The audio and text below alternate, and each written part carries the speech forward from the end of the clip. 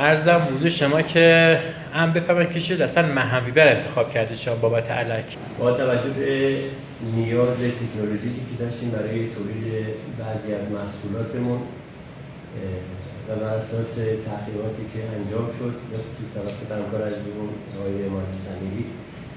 به این نتیجه رسیدیم که برای بحث تکنولوژی تولیدی که برای محصولات خاصمون در نظر داریم از محصولات شرکت محنویبر استفاده کنیم که آقای امیری صحبت‌های کامل و جامعی رو در رابطه با مبحث فنی موضوع خدمتتون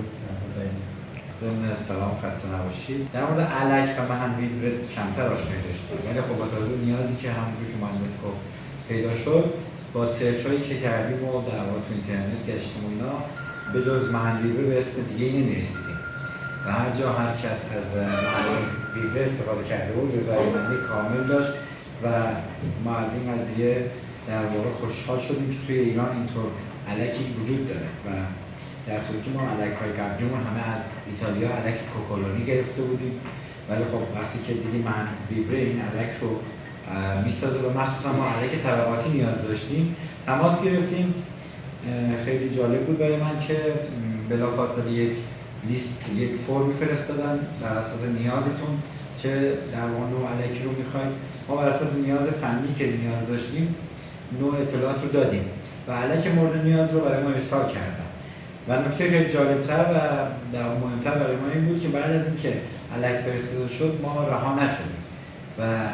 تلفن‌ها و تماس‌های متعددی که انجام میدادن از وضعیت علک میپرسیدن و خدماتی که نیاز داشتیم رو خیلی به موقع و مناسب برای ما انجام دادن، از جمله گارانتی هایی که نیاز داشت انجام دادن و از جمله وارانتی که انجام شد برای ما. اصلا کم سابقه و بی سابقه بود توی ایران واقعا. ما